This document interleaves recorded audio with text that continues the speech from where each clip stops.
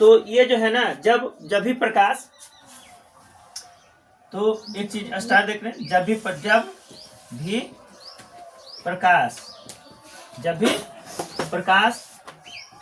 एक माध्यम से दूसरे माध्यम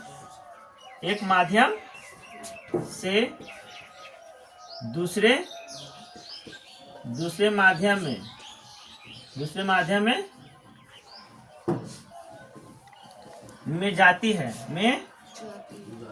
जाती है तो वह अभिलंब से दूर हट जाती है। अभिलंब से दूर हट जाती है। तो ये जब भी प्रकाश एक माध्यम से दूसरे माध्यम में अगर जाती है तो वह अभिलंब से दूर हट जाती है। ठीक है। तो जैसे तुमको चित्र बना के दिखाए थे कि माध्यम जो है किस प्रकार का है, तो देख लो। मान ली कि इस तरह से जो है हमने टॉर्च मारा, तो जैसे हम एक किरण इससे गुजारते हैं तो ये अभिलंब से दूर हट जाता है। तो ये जो है इसका जैसे ई है तो दूर हट जाता है, तो ये जो है तिरछा नजर आने लगता है। तो ये अभिलंब से, ये जो अभिलंब है, ये अभिलंब सीधा ना, ये अभिलंब है ना, ये अभिलंब से कितना दूर भाग गया कि नहीं। मान ली कोई भी रेखा हम इस तरह से बनाए हैं, टॉर्च से मान ली कि हम मार रहे हैं, सीधी रेखा मार रहे हैं अभिलंब की ओर, तो ये अभिलंब से दूर हट जाता है। देखो कितना दूर हो गया, इससे हो गया ना, देखो हो गया कि नहीं। ताकि आना चाहिए एकदम सीधा, आना चाहिए ना सीधा। अब ई इससे कितना फर्क में है, इससे कितना फर्क में है कि नहीं। तो ये अभिलंब से दूर हट गया, कितना दूर हट गया। तो यही कहता है कि जब भी प्रकाश एक माध्यम से दूसरे माध्यम में जाती है तो वह अभिलंब से दूर हट जाती है। तो ये है कांच, क्या है कांच का एक्विबेरियम जिसे कहते हैं। आई है अभिलंब जिसे एन कहते हैं।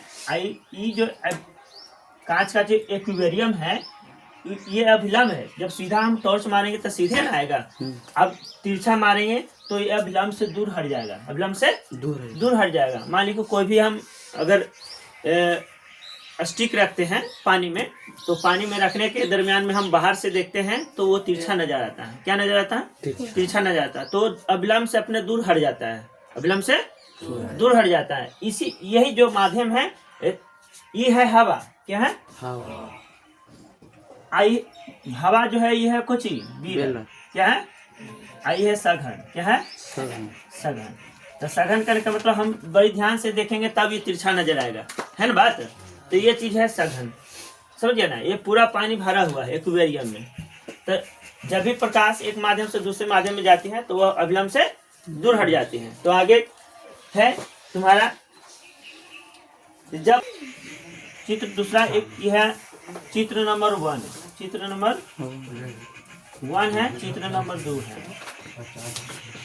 ठीक है। अब हम देखो सघन से, ये सघन है, सघन है तो सघन से हम विरल में जाते हैं। सघन से विरल में जाते हैं तो कोई भी हम वस्तु अगर टॉर्च मारते हैं तो सघन से विरल जाने में वो कम प्रभावित होता है, कम जो है अभिलंब से दूर नहीं जा करके वो बाहर निकल नहीं पाता है, समझ गया ना।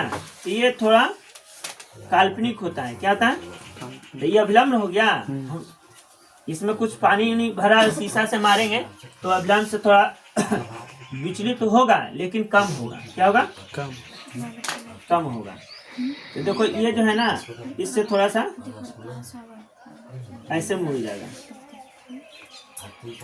सीधा ऐसे जाता है ना।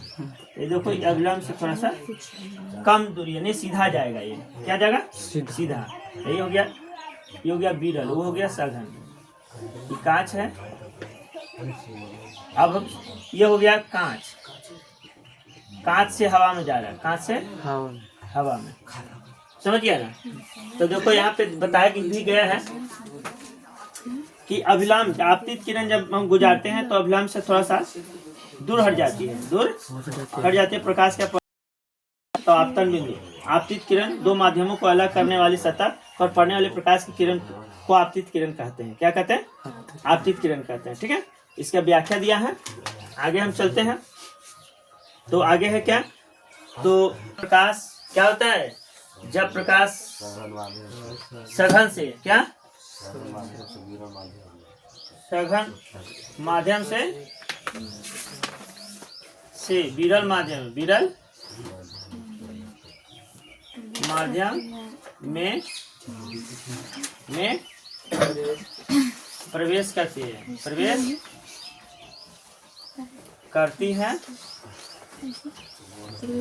है तो वह अविलंब से दूर हट जाता है ना, दूर हट जाता है। अच्छा, दूसरा क्या है? दूसरा हम लिखा है क्या? जब प्रकाश एक माध्यम से दूसरे माध्यम में जाती है तो उसके चाल पर प्रभाव पड़ता है। उसके चाल पर जब प्रकाश एक माध्यम से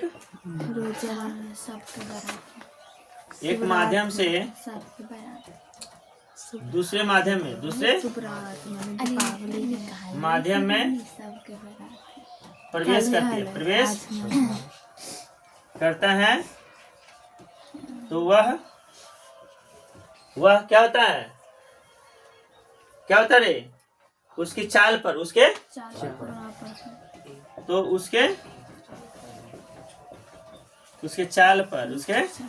चाल पर प्रभाव पड़ता है। चाल पर प्रभाव पड़ता है। अब जो है, जब भी हम बता रहे तो जैसे एक में बताए थे कि विरल से जब जाती है, विरल माध्यम बताए थे, तो विरल से लिखाए थे कि सघन प्रकाश की जो चाल होती है सघन से विरल में जाती है तो प्रकाश की चाल क्या होता है? जब प्रकाश सघन से विरल में जाती है। कहाँ जाती है? विरल में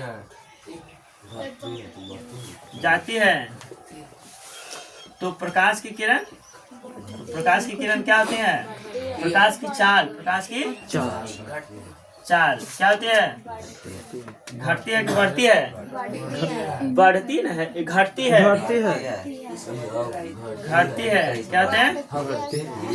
घटती है। जैसे अब तुमको बोले कोची है विरल, तो हवा आई है पानी। जैसे हम हवा से पानी में मारे तो क्या होगा? घटेगा ना। अरे हवा से पानी में मारेंगे तो घटेगा ना बाबू। हवा से पानी में मारेंगे तो उसका प्रकाश की चाल घटेगा। हवा से घटेगा, प्रकाश पूरी वितरित ना होगा। पानी में पूरा जा सकता है? नहीं जा सकता है। अब सघन से हम करते हैं। अब सघन ले लिए, ठीक है। सघन से तो जब प्रकाश की किरण जब प्रकाश सघन से हो गया ना रे, या विरल से ना, विरल से सघन। हाँ, हम लिखे जब प्रकाश विरल से सघन में जाती है तो प्रकाश की चाल घटती है। प्रकाश की चाल और जब प्रकाश सघन से विरल में जाती है तो प्रकाश की चाल बढ़ती है। प्रकाश की चाल बढ़ती है।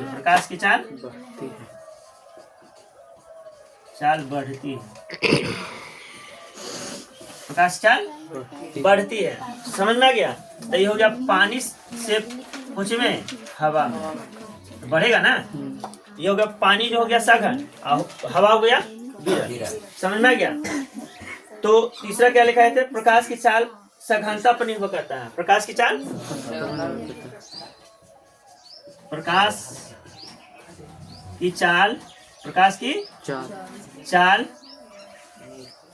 सघनता पर निर्भर करता है। सघनता पर निर्भर करता है।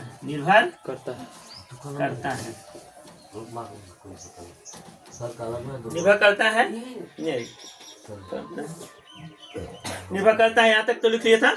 अब नेक्स्ट हम बताते हैं स्टॉप प्रकाश की चाल। निर्वात समझते हो बाबू? निर्वात में प्रकाश की चाल, प्रकाश की चाल 3 × 10⁸ मीटर प्रति सेकंड, मीटर प्रति सेकंड। देखो बाबू, निर्वात समझते हो? जहाँ पर कोई हवा नहीं हो, जहाँ पर कोई माध्यम नहीं हो, समझ गया ना, वही इसको निर्वात बोलते हैं। जैसे देखते हो ट्रेन चलता है तो ब्रेक मारता है ना, तो ब्रेक मारता हो निर्वात है, उसमें निर्वात होती है। जहाँ पर कोई हवा और अति जरूरत नहीं है, हवा और ऑक्सीजन की जरूरत नहीं। जैसे एक कमरे में बंद हो जाओ, आप कहीं से कोई ऑक्सीजन ना आए तो क्या हो सकता है? हमारी मौत भी हो सकता है। जहाँ पर कोई हवा नहीं हो वही निर्वात होता है। क्या होता है? तो निर्वात में प्रकाश की चाल, प्रकाश की निर्वात है। जहाँ पे कोई हवा हुआ नहीं है, वहां पे प्रकाश दोगे तो क्या होगा? 3 × 10⁸ मीटर प्रति सेकंड। ठीक है, तो हवा में प्रकाश की चाल क्या हो जाएगा? हवा में निर्वात में तो प्रकाश की चाल जानी है, यानी कि 3 लाख किलोमीटर प्रति सेकंड। 3 लाख किलोमीटर प्रति सेकंड हुई है ना, 3 लाख 3 के पावर 8, तो 3 लाख किलोमीटर प्रति सेकंड। हवा में प्रकाश की चाल क्या हो जाएगा? तो हवा में प्रकाश की चाल, प्रकाश की चाल क्या हो जाएगा? 3 × 10⁸ मीटर प्रति सेकंड। यही होता है। क्या होता है? हवा में प्रकाश की चाल ये होता है। अब पानी में प्रकाश की चाल क्या होगा? पानी में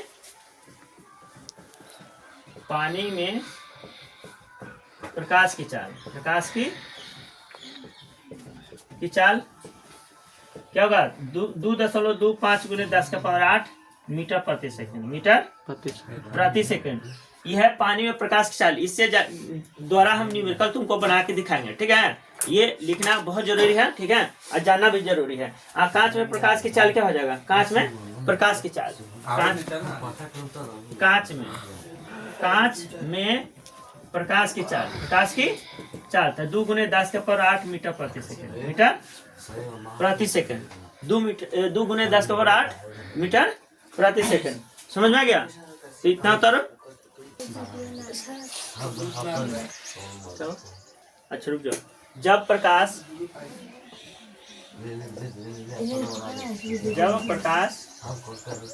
की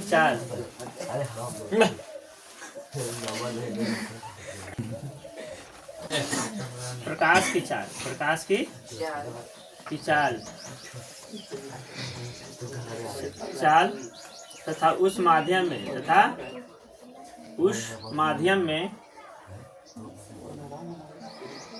प्रकाश की चाल के अनुपात को, प्रकाश की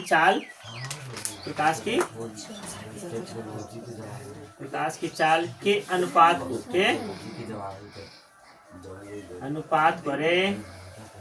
अनुपात को अपवर्तनांक कहते हैं। क्या कहते हैं?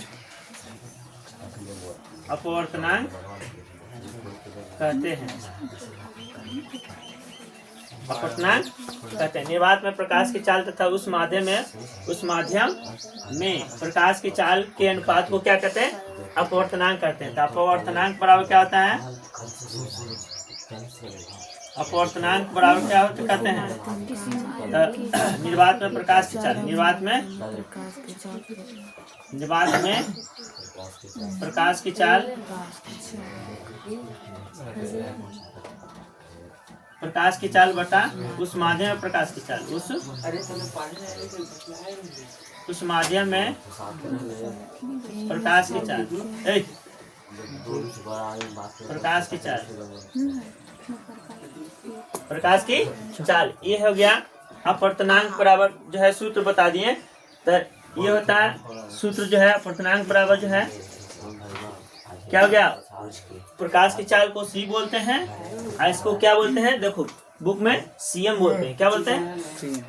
सीएम। ठीक है, यानी कि अपवर्तनांक यानी एन बराबर, इसको एन से इंडिकेट किया जाता है। देखो एन बराबर लिखा होगा कहीं, है ना, एन जी बराबर लिखा होगा है, तो सी बटा सीएम। इसका मतलब होता है अपवर्तनांक और इसका निर्वात में प्रकाश की चाल बटा उस माध्यम में प्रकाश की चाल, ये सूत्र होता है। ठीक है, तो जैसे पानी का अपवर्तनांक निकालना हो तो क्या होगा? पानी का अपवर्तनांक पानी का अपवर्तनांक। बाबू यहाँ पर समझो, बात ना करो। पानी का अपवर्तनांक, तो पानी का अपवर्तनांक क्या कितना होता है बताओ। पानी का अपवर्तनांक 3 × 10⁸ मीटर प्रति सेकंड बताए थे ना भैया। अरे पानी का अपवर्तनांक बताए थे ना। पानी के निर्वात में प्रकाश की चाल लिखना होगा आगे। निर्वात में प्रकाश की चाल ना, सब में निर्वात में प्रकाश की चाल आगे लिखना होगा। अब पानी में प्रकाश की चाल, पानी का अपवर्तनांक कितना है, तो पानी का हम लिखा है तो कितना 2.25 × 10⁸ तो ई से कट गई ना। अब ऊपर से नीचे काटना है तो कितना हो जाएगा, ये हो जाएगा 300/225। अब इसको काटो, कितना मतलब कटेगा बेटा, तो कटेगा तो जानते हो 1.33 मतलब कटेगा। ठीक है, 1.33 समझ में आ गया इतना। अब कांच का अपवर्तनांक कितना होगा, कांच का अपवर्तनांक, कांच का अपवर्तनांक, कांच का अपवर्तनांक यानी निर्वात में प्रकाश की चाल कितना है। निर्वात में प्रकाश की चाल 3 × 10⁸ मीटर प्रति सेकंड है ना बाबू। तो कांच का अपवर्तनांक यानी कांच में प्रकाश की चाल कितना है, तो 2 × 10⁸ इसे ही कट गया तो 3/2 होले ना बाबू, यानी कि 1.5 दूनी 3 तो 1.5। तो देखिए कांच का अपवर्तनांक कितना है, देखो बुक में देखो बाबू, बुक में दिला होगा ये वाला, यहाँ पर देखो। हाँ, दिला है। तो कांच में अपवर्तनांक कितना है, कहने कांच है, क्राउन कांच है, क्राउन है, क्राउन कांच है ना। कितना तो क्राउन में ये कि 1.48 से लेकर के 1.61 तक दे सकता है। ठीक है, क्राउन कांच का। ठीक है, समझ गया हैं। फ्लिंट कांच भी है, एगो फ्लिंट कांच। हाँ, फ्लिंट कांच है, तो सब कांच अलग अलग होता है, फ्लिंट कांच जिसे। तो देखो कांच का अपवर्तनांक निकाल दिए। अब नेक्स्ट जो है कोची का अपवर्तनांक दिया, माने कि हवा का अपवर्तनांक, कोची का हवा का अपवर्तनांक निकाल सकते हो। हवा का अपवर्तनांक, हवा का अपवर्तनांक कितना हो जाएगा, हवा का अपवर्तनांक हो जाएगा 3 × 10⁸ और गुने हवा का निकाल रहे हैं तो 3 × कितना होता है 10⁸। तो ये दोनों कट जाते ना, बराबर 1 हो जाते। तो हवा का अपवर्तनांक में दे रहे, देखिए तो वायु के 1.003 दे है, यानी कि 1 आ जाएगा, कोई दिक्कत इतना है। अब इतना उतार करके हमें आगे करना।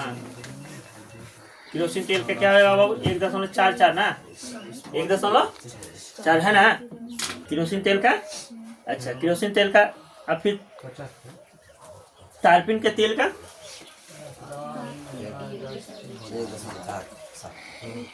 तारपीन तेल का अपवर्तनांक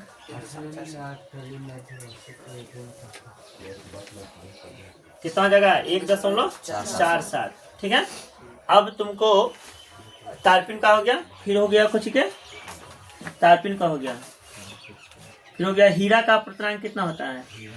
हीरा का अपवर्तनांक कहाँ है, हीरा नीचे। हाँ, 2.4। हीरा का क्या हो जाएगा, हीरा का अपवर्तनांक, हीरा का अपवर्तनांक कितना हो जाएगा 2.42। ये हो गया हीरा का अपवर्तनांक। अब थोड़ा सा ये समझ लो कि प्रकाश की चाल देखो बाबू, प्रकाश की चाल अगर कम होगा, प्रकाश की चाल कम होगा तो अपवर्तनांक ज्यादा होगा। अपवर्तनांक क्या होगा, ज्यादा होगा। क्या होगा, कहेगा कि किसी माध्यम में प्रकाश की चाल अगर कम होगा तो अपवर्तनांक कितना होगा, तो अपवर्तनांक क्या होगा, ज्यादा होगा। अपवर्तनांक क्या होगा, मान ली कि तुमको बता दें प्रकाश की चाल अगर ज्यादा होगा तो, अगर प्रकाश की चाल अगर ज्यादा होगा तो अपवर्तनांक क्या होगा बाबू, ये बता सकते हो तुम, कम होगा। हाँ, ये क्या होगा, कम होगा। ये समझ में आ गया है। तो किसी माध्यम में प्रकाश की चाल अगर ज्यादा होगा तो उसका अपवर्तनांक क्या होगा, कम होगा। और प्रकाश की चाल कम अगर होगा तो उसका अपवर्तनांक ज्यादा होगा। इस समझ में आ गया ना है? अच्छा, अपवर्तनांक उस माध्यम में प्रकाश की चाल पर निर्भर करता है। अपवर्तनांक उस माध्यम में प्रकाश की चाल पर निर्भर करता है। नोट में लिख लो, प्रकाश की क्या है, अपवर्तनांक, क्या अपवर्तनांक, अपवर्तनांक उस माध्यम में, उस माध्यम में प्रकाश की चाल, प्रकाश की चाल, प्रकाश की चाल पर निर्भर करता है। प्रकाश की चाल पर निर्भर करता है।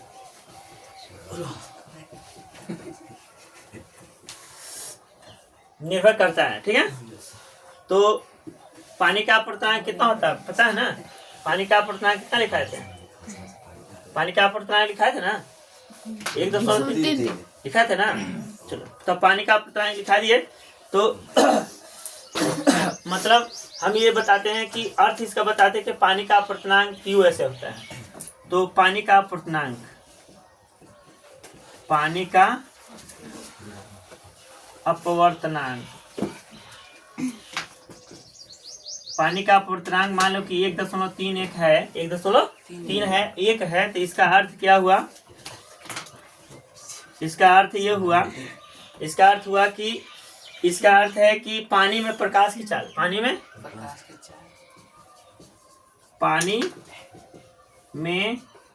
प्रकाश की चाल, प्रकाश की चाल, निर्वात में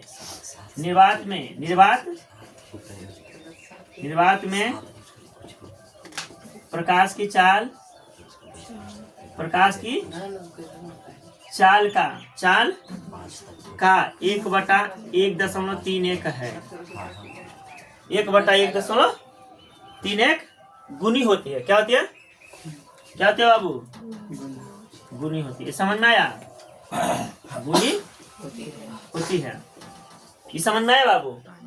पानी का अपवर्तनांक 1.3 है, तो इसका अर्थ है कि पानी में प्रकाश की चाल, निर्वात में प्रकाश की चाल का 1/1.31 गुनी होती है। गुनी होती है। समझ में आया बात?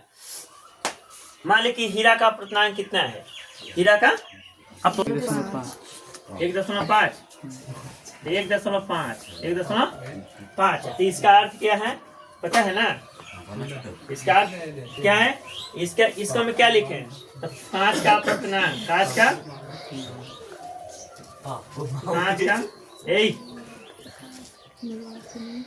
का अपवर्तनांक कुछ कांच में, यानी कांच में लिखना पड़ेगा। कांच में प्रकाश की चाल, कांच में प्रकाश की चाल। लड़का काय बदमाश कर रहे? पढ़ने तक बदमाशी करने आता है। कांच में कुछ होगा, कांच में प्रकाश की चाल, कांच में प्रकाश की चाल, निर्वात में प्रकाश की चाल, निर्वात में फिर बोल रहा प्रकाश की चाल, प्रकाश की चाल का क्या होगा? 1/1.5 गुनी होती है। गुनी होती है। समझ में आ गया? इतना समझ में आ गया? ये क्या आ जाएगा? उसी तरह से हीरा का अपवर्तनांक, हीरा का अपवर्तनांक, तो हीरा का अपवर्तनांक कितना होता है बाबू? हीरा का अपवर्तनांक कितना होता है? 2.42 ना, 2.42। इसका क्या लिखना है? तो लिखना है अर्थ इसका, इसका मतलब लिखना है कि कुछ हीरा में प्रकाश की चाल, प्रकाश की चाल चाल, निर्वात में प्रकाश की चाल, प्रकाश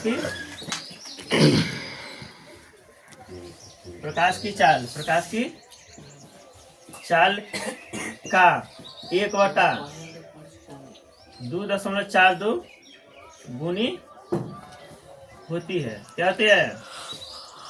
गुनी होती है। ये समझ में आ गया ना? ऐसे तो लिख सकते हो। इसका अर्थ कहेगा कि अगर पानी का अपवर्तनांक 1.33 है तो इसका अर्थ बताओ। इसका अर्थ बताओ। तो अर्थ बता देना कि पानी में प्रकाश की चाल, निर्वात में प्रकाश की चाल का 1/1.33 गुनी होती है। 1.33 गुनी होती है। इसका अर्थ ये बता देना। ठीक है, समझना गया? नाम को, अपवर्तनांक को, है ना?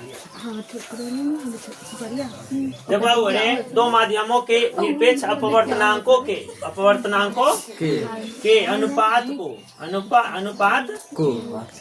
अनुपात को क्या कहते हैं? अनुपात को अपेक्षित अपवर्तनांक कहते हैं। अपेक्षित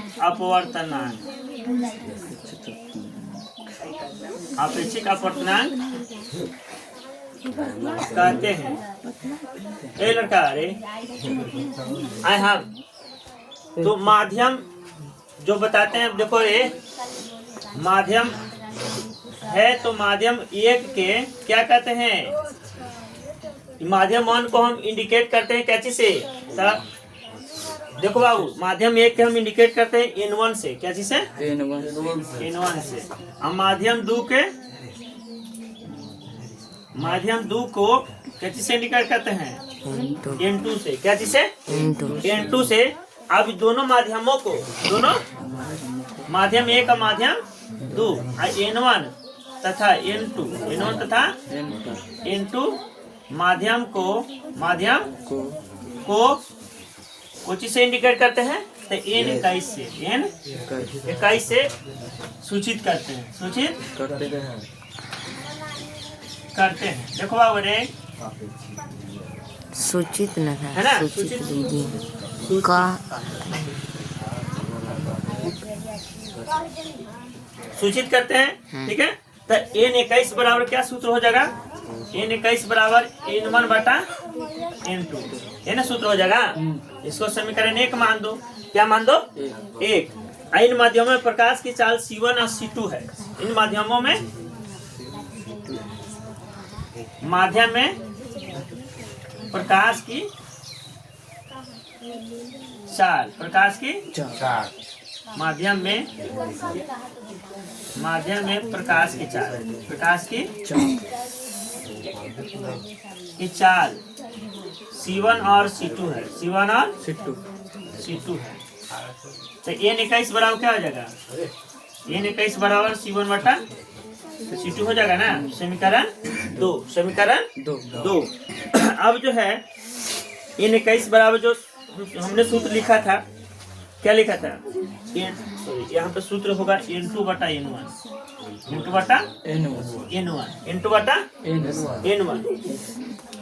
और C1/C2 यानी कि C2 का जो मान है N1 यहाँ पर देंगे, N1 यहाँ पर देंगे। तो N1 का जो होता है यहाँ पर C/C2 लिखेंगे। C/C2 तो N2/N1। अब जो है, अब यहाँ पे लिखेंगे N2 बराबर क्या लिख सकते हैं? N2 बराबर लिख सकते हैं N2 बराबर क्या लिख सकते हैं? यहाँ दे दिया C1, क्या C1, आई दे दिए C/C2। तो दो माध्यम हो गया ना? एक ये माध्यम तो हो गया ना? अरे माध्यम हो गया ना? आई अपेक्षिक अपवर्तनांक का सूत्र N21 बराबर N2/N1। माध्यम जो है, माध्यम में प्रकाश की चाल जो है C1 और C2 है। तो N1 बराबर C/C1 और N2 बराबर C/C2। तो इसका जो माध्यम है समीकरण 1 और 2 से, तो N21 बराबर क्या सूत्र हम लिखाए थे? यानी कि N2/N1 लिखाए थे बाबू। N2/N1। तो N2 का मान कितना है? C/C2। N1 का मान कितना है? सी बटा C1 ठीक है ना। अच्छा चलो इसको करते हैं बराबर नहीं तो अच्छा हो गया बराबर। अच्छा C बटा C2 अब गुना में कर दो तो C1 बटा क्या हो जाएगा C, तो C से C कर जाएगा ना। तो n 21 बराबर क्या हो गया, इसका सूत्र क्या आ गया C1 बटा C2 सूत्र आ गया ना। देखो यहाँ पे दिया हुआ है तो इतना उतारो देख लो।